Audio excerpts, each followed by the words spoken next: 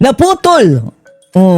Naputol ni VP Sara Duterte, mga kababayan, ang matagal ng kabaluktutan na nangyayari sa Congress, mga kababayan, sa pag-handle dito sa impeachment. Salamat kay VP Inday, tuluyan ng natuldukan, mga kababayan, etong paraan ng mga kongresista na ura-urada na lang magpapa-impeach ng isang opisyalis ng gobyerno na walang due process, mga kababayan. Ginagamit ang impeachment bilang tool laban sa kanilang kalabang politician. Panoorin po natin itong analysis ng eksperto, mga kababayan.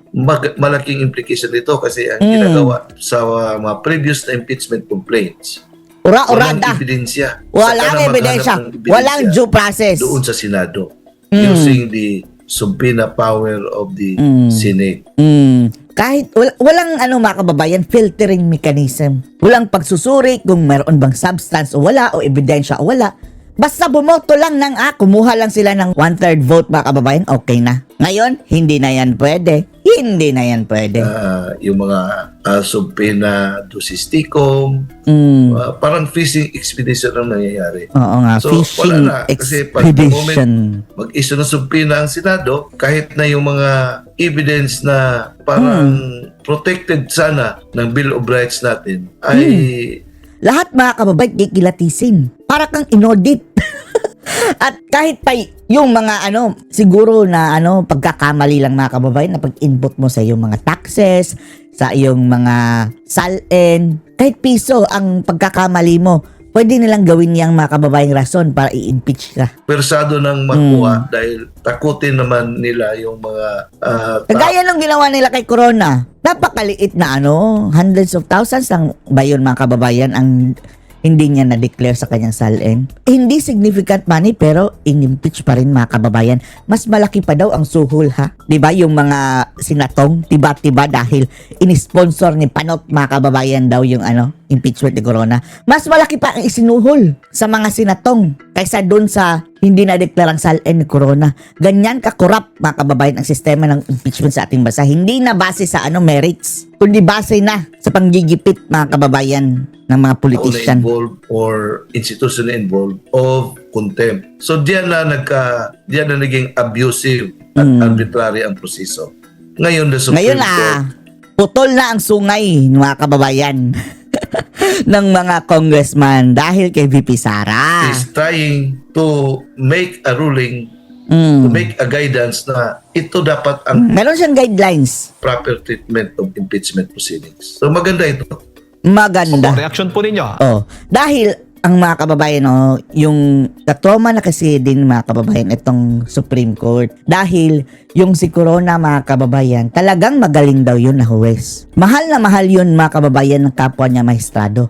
Pero anong ginawa? Pinilit ni Panot, mga kababayan, na ipa-impeach siya. Ginagawan-gawan ng mga issues. Namatay si Corona, mga kababayan na lang. And then later on, napatunayan na mali yung mga akusasyon laban sa kanya. Pero patay na siya. Kaya naisip din ng Korte Suprema na bigyan na ng guidelines nang sa gayon hindi maulit itong mga pang-aabusong ginagawa ng mga politicians, mga gago. Ngayon, pinaburan po ng Korte Suprema itong ang panig po ng depensa patungkol nga po dito sa impeachment complaint laban po kay Vice President Sara Duterte. Feeling humbled, kasamang Admar, and I am proud to be part of the team under the leadership of our team, yung lead counsel, Attorney Bobby Torion. Oo, 'di ba? Dalawang grupo 'yon, mga kababayan, ang nagsampa ng petisyon na ipanalify yung impeachment kay VP Inday.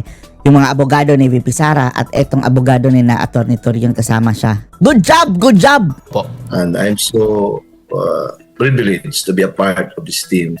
Historic and landmark decision Landmark declaring the decision. impeachment complaint against the Vice President as unconstitutional. Unconstitutional. Attorney, ano ba yung implikasyon po nito, legal na implikasyon nitong unanimous decision nga po ng Supreme Court Kawawa ang mga dito bangag. sa impeachment complaint laban kay Vice President Sara Duterte? Ano bang mga mahalagang punto na dapat maintindihan ng taong bayan kung ikukumpara mo doon sa desisyon naman ng Supreme Court sa Francisco case? Actually, it's very timely. Very and timely. Very encouraging. Very timely Historic and very also, encouraging. in the sense that And historic. the Supreme Court has been given an opportunity to, as the defense team said, lays down Mabuti na, no, na clear and authoritative guidance Naging on the klaro constitutional na, mga limits kababayan. and proper treatment of impeachment proceedings. Kasi ang nangyari noon, we will start from the impeachment of former President Erap Estrada. Yung kay Erap, mga kababayan, kung idinulog sana niya yun sa Korte Suprema, panalo sana si Erap. Mahina talagang nilalang ito si Erap, mga kababayan, Yung diskarte. second mode, yung kinuha yung 1/3, di ba biglaan yun? Saka, Yun no, kabilang pa si Villar noon, mga kababayan, sa sa pang gigipit. Ngayon, nakarma ang mga Villar, mga kababayan, sa mga bangag. Sila na ginigipit ngayon ng bangag. hindi na nga after the prayer, sabi kaagad ni former Speaker Manny Villar, who was part of that operation, who was part of that Parang black ops, no? movement, na after prayer, sinabi agad niya, because 1/3 has been achieved, then this complaint will constitute as an articles of impeachment Shortcut. and it shall be forwarded to the Senate and trial in the Senate shall forthwith proceed. Mm. Nangyari din yan sa kaso ni former Chief Justice Corona, na yung sa tawag na blitzkrieg approach, breakneck speed, na minamadali masyado. Minadali. para Walang due maipadala doon process. sa Senado. Oo. So, yung sinasabi na second mode na 1/3, naging parang by history, ginawa yung parang weapon at saka political tool. Political tool. Naging abusive yung conduct ng House dahil sa sinasabi nila, under the Constitution, the House of Representatives shall be The shall House have of the the sole Cards. power to initiate all cases of impeachment. Yung sole power, parang sa feeling nila, kung anong gawin nila, wala nang makakapigil sa kanila kasi sole power and authority. Now, the Supreme Court said, no, you cannot do that because under our framework of government, meron Buti tayong na, separation of kababayan, powers. nagpigil na yan, Now, the Supreme Court kabastugan is na the yan. final mediator. Final. Hindi. Wala na, napalitan na ni Soto. Gusto na siyang, the mediator of the final mediator. When the Supreme Court will Dapat hingi pa ng clearance kay Soto, mga kababayan, bago daw, magdesisyon ang Supreme Court dahil, kontra siya. mediate Overreach daw, overreach. constitutional yung limits of the other branches of government. Because the Supreme Court does not assert itself as superior. What it asserts is the supremacy of the Constitution. So dito na pagbigyan ng pagkataon kasi sa time ni former President Estrada, wala na because when the impeachment complaint was already forwarded to the Senate, parang naging moot and academic na yung what happened in the House of Representatives. Wala na-stop din yun, mga kababayan, dahil nag-people power. Kasi naka-assume na ng jurisdiction ang Senado. At kaya nga, 'di ba, namihasa yung mga dilaw, mga kababayan, yung mga rallyista dahil sila ang nasa likod noon sa people power ni Erap. Yung sinatin babalo, mga kababayan, ginamit din ang mga rallyista noon. So wala na pagkataon ng Supreme Court to make a ruling. Nakagawa sa ng pagkataon yung panahon, yung Francisco case. Sa Francisco case, na pagbigyan ng pagkataon ang Supreme Court to define what constitutes initiation of an impeachment complaint. So, yung Francisco reiterated in the case of Duterte versus House of Representatives, it still remains a doctrine na A doctrine. the initiation is the result of the filing and the referral in the Committee of Justice. But in the case of Vice President Duterte versus House of Representatives, ang Supreme Court ay nagsabi naman ng mga guidance. Sabi niya, hindi pwedeng i-freeze ninyo yung impeachment complaint doon sa Office of the Secretary General. Kasi parang ginawa na ninyo ng Secretary General as superior body. Kaya nga, mga kababayan, yung mga hudas, tapos sabi nila, forthwith, tapos nilimliman, mga kababayan, ng ilang buwan doon sa office ng Secretary General bago sinubmit. Inantay pa talaga yung pinaka last day na wala na, hindi na pwedeng mag-question o huling araw ng bigayan ng pera. Repa Pips. Over the House of Representatives na parang kung pipiliin lang nila kung anong impeachment complaint ang i-forward doon sa Yan.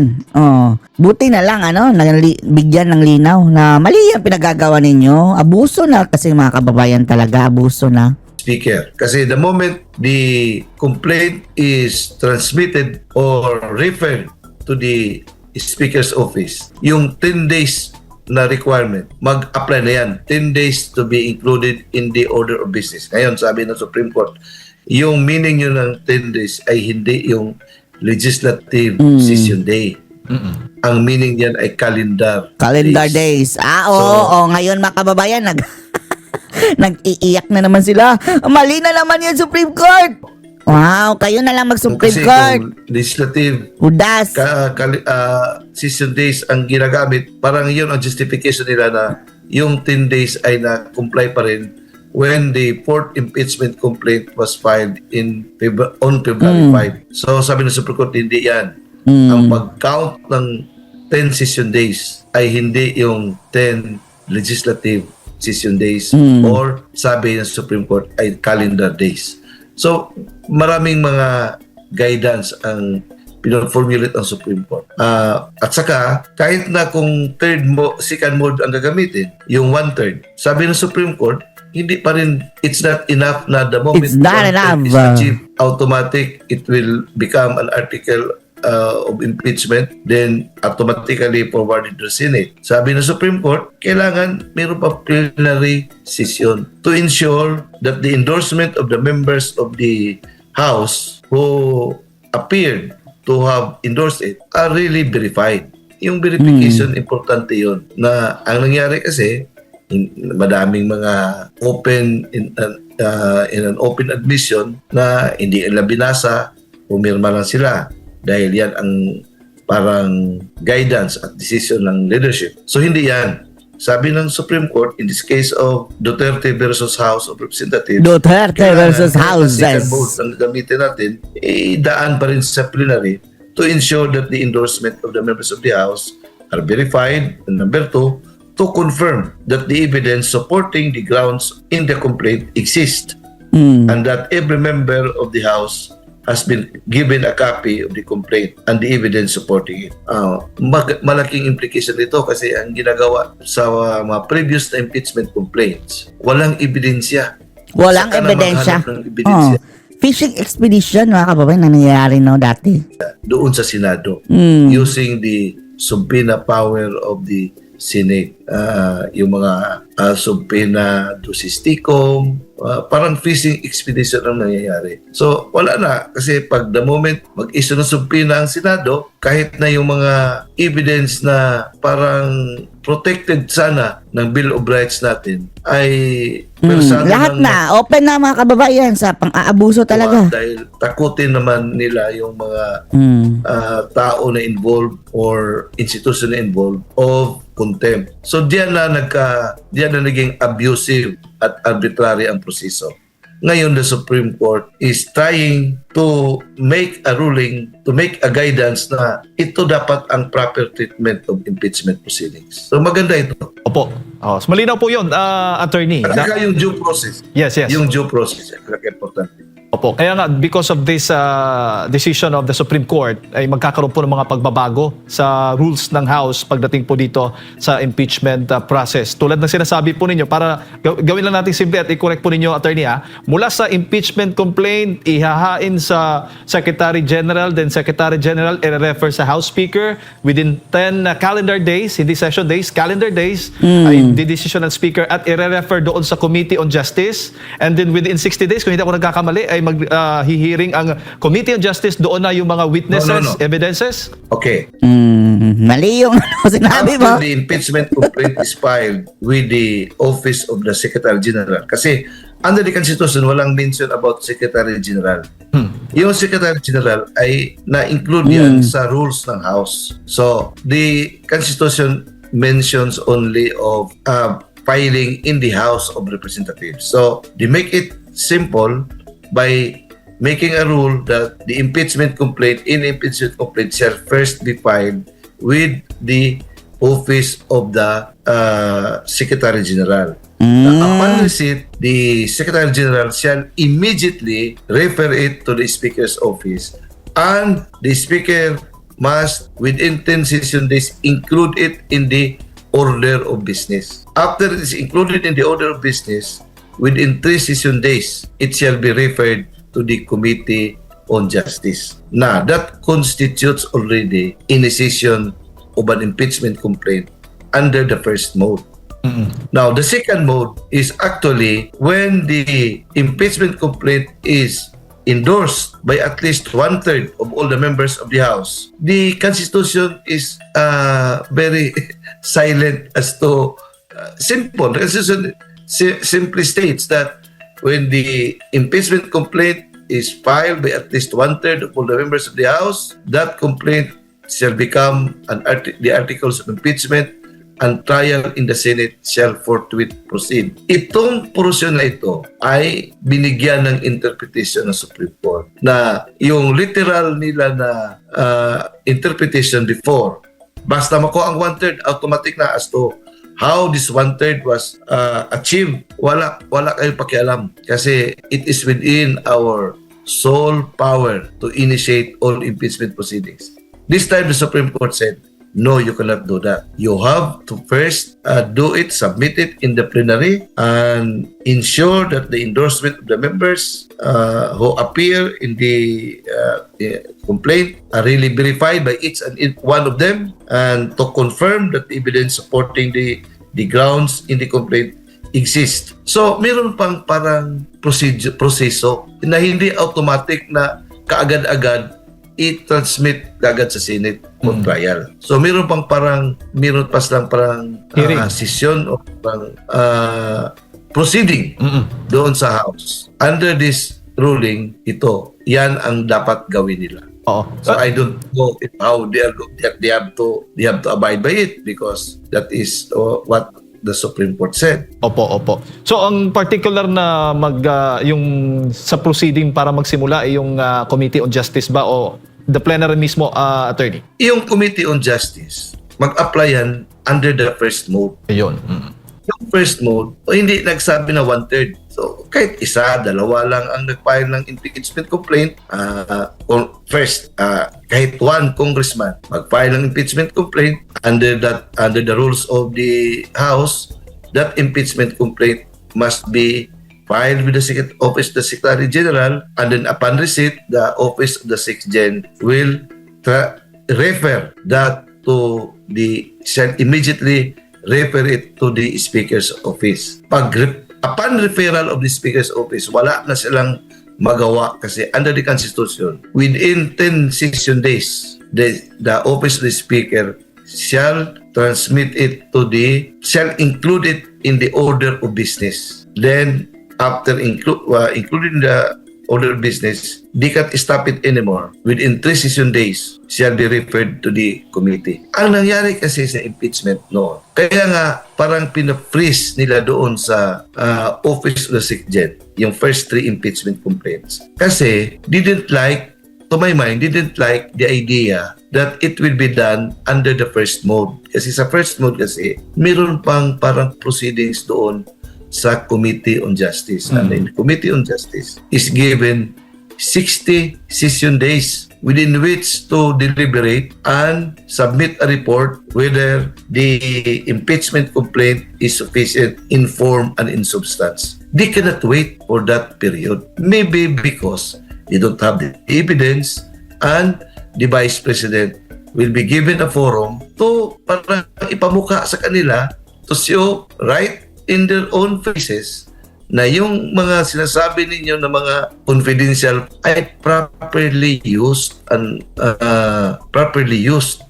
Ngayon nila ayaw nilang ganyan eh. Kaya nga ang ginawa nila, freeze, kaya freeze nila. Hindi pinagalaw. The Supreme Court said, hindi pwede yan. Walang power ang office the SecGen to hold the impeachment complaint na parang on their own whims and caprices saka lang nila i-forward doon sa Speaker's Office. Kasi they waited for the complaint that will be signed by at least 1/3 para hindi na dadaan sa Committee on Justice. Doon na lang ipasa sa Senado. Kasi sa Senado wala na. Parang pintakasi na doon. Yun ang gusto nila na objective. Ang problema lang, hindi tinanggap ng Senado under the leadership of Justice Escudero. So kaya nga, nagkakaroon ng window yung Supreme Court to make a study as to whether the process made by the House is in accordance with the Constitution. And it was found out that what they did was abusive and arbitrary. Po. Yun ang para nabigyan na pagkataon ng Supreme Court to say in their own faces, right in their own faces, what you did is abusive and arbitrary. Po. Correct naman. Attorney, bago ko lang ipasok kay Partner Admar, so generally nakikita po natin na yung desisyon po ng Supreme Court ay base po sa technical failure, no? Technicalities ng procedure po ng House of Representatives at hindi po doon sa merits po ng complaints o ng reklamo laban po kay Vice President Sara Duterte. Ang tanong ngayon, pwede po bang mag-refile ulit ng impeachment complaint at with using the same grounds po laban po sa Vice President Sara Duterte at kung hindi ako nagkakamali, yan po ba yung mangyayari on February 6? Well, kanila yan. Ang problema, whether it can generate support or not. Paano yan ibenta? Atin-atin to, hindi na ito constitutional discussion. Ang sa atin lang, paano ba ito maibenta? You are talking of 125 million as against billions na nilustay ng present administration na mayroon ng mga identified na mga players doon. No? Yes po, Attorney. Attorney. Kasi maliit ano. Opo. Ang point Pagpa-file po ulit ng impeachment complaint laban kay Vice President Sara Duterte, pwede na po silang mag-file o pwede ba itong mag-file using the same grounds po considering na may desisyon na o itong Supreme Court kaugnay nga doon sa reklamo laban sa Vice President? I think technically they can do it kasi what has been resolved by the Supreme Court ay yung manner in which the fourth impeachment complaint was filed in the Senate. Pero meron pa rin question diyan kasi na-archive man yan. Anyway, that's another matter to be stressed out by the legal team kung baka pwede ma-question yan. But in any event, they have, because under the Constitution, yung 1-year bar lagpas na. So they can file, maybe they can file it. If they will file it, I think that would be accepted by the House. Ang tanong lang ngayon, I have to follow Congressman Tubitiangco's thinking. How can the House parang make a judgment, pass judgment on the morality of an impeachable official na sila mismo, members are suffering from serious question on credibility. Kasi yung malaking mga crimes ng about billions o trillions pa nga, nagsimula man sa House and major players are part of that chamber. And in fact, a lot of congressmen are reported to be beneficiaries of this questionable disbursement of funds, yung 2025 national budget na mayroong ghost projects, substandard projects, lahat ng mga allegations of corruption involving members of Congress. How can they make judgment against particularly Vice President Sara Duterte na sila mismo ay dapat uhusgahan? The people are asking for justice regarding the wastage of people's money na House of Representatives is considered to be part of that scandal. Attorney Bocal, maayong buntag si Admar po ito. Isang topic lang po, Attorney. Meron pong komento ang kasalukuyang Senate President ngunit hindi abogado na si Senador or Senate President Vicente Tito Soto III. Basahin ko lang po yung kanyang impeachment kasi nabanggit po kayo rito, hindi Si Tuta Soto.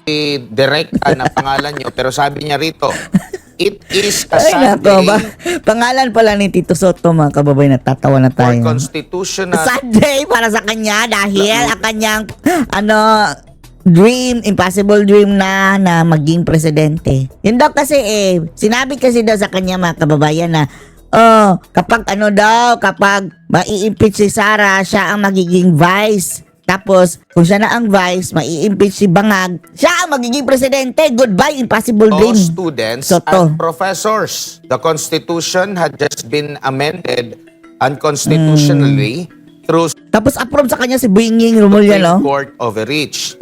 It will take decades of retirements to correct this Yes, ka Lord! Ngayon nga, dekada ang ginugol ba kababayan para makorek ito, yung kabalasugan sa Kongreso. Kung hindi dahil kay VP Sara, hindi makokorek ito mga kababayan. interpretation. When Ayun the na nga law ang is correction. clear, there is nothing to interpret. As any first-year law student knows, First the year pa. decision is a clear judicial legislation. The SC, as written in their decision, admitted of introducing a rule for Congress to follow in the conduct of impeachment, a clear encroachment on the power of the legislative branch as provided for by the Constitution. Sige, patak lang sa ito ng patak. Impeachment is now an impossible Possible dream. dream. Ano po ang masasabi nyo rito? Kasi Being a president without election is now an impossible dream. Ambisyoso din itong babalo na Soto mga kababayan, no? nabanggit Kamag-anak din yan siguro ni ni Renato Babalo Reyes o Vice Ganda. Sina Soto mga kababayan. bilang abogado, bilang profesor, attorney, reserve sir. Nakakatawa kung sino pa yung mga walang alam sa batas, One Ball University. Siya pa ang nagbida-bida. Okay, kaya nga we have to be magnanimous in victory. Pero parang he is not the proper party to say it. First, he is not a law student. Second, he is not a law professor. Oo nga. Yung sad feeling kasi, personal yan. Now, Tapos para pa siyang naging mga kababayan, no? Spokesperson ng mga first year law student. First year lang. Bakit pag second year ayaw na sa opinion mo at mga law professor? Lord. kasi yung comment niya, may nagko-comment na who happens to be my student. So nga. In Constitutional Law 1, Law 2, at Constitutional Law Review. Sabi niya, hindi naman kami sad. So, at saka kita mo yung mga comments doon, talagang adverse sa kanya. Wala na, pinagtatawanan na siya. Ganun, kasi kung i-insist yung theory niya, siya din, pwede rin ma-accuse ng legislative overreach. Yung judicial overreach kasi, ano yan subjective yan. Depende yan kung ayaw mo yung ginagawa ng Supreme Court na ang Supreme Court ay final arbiter of all constitutional issues. Kasi pag wala tayong arbiter, kanya-kanya tayong interpretasyon, maging anarchy yung ating bansa. Kaya may stabilizer dito. Ito yung iyan ang role ng Supreme Court. Kaya nga, the supremacy of the Constitution ay ginagampanan niya ng Supreme Court. Kaya nga, when the Supreme Court will allocate and mediate constitutional boundaries, what it asserts is not its own superiority, but what it asserts is the supremacy of the Constitution. Sila yung guardian ng Constitution. So, yun ang Guardian interpretasyon of nila. the Constitution. Ngayon, with all due respect, si Soto is my fraternity brother Mason yan. Ang masabi ko lang, parang off-tangent yung sabihin niya na sad day kasi he has never been a law student and he has never been a law professor. Para Pwede siguro magsabi yan yung mga Opo. proper party. Opo, para di siguro masad din si SP Tito Soto, attorney, ano mo na lang, i-join mo na lang sa pickleball mo. Magaling siya maglalaro ng golf. Ilaro lang niya ng golf. Alright, attorney. Naku, daghang kayong salamat sa inyo pong So, maraming oras at sa salamat. Anong masasabi niyo dito mga kababayan? Post your comments below.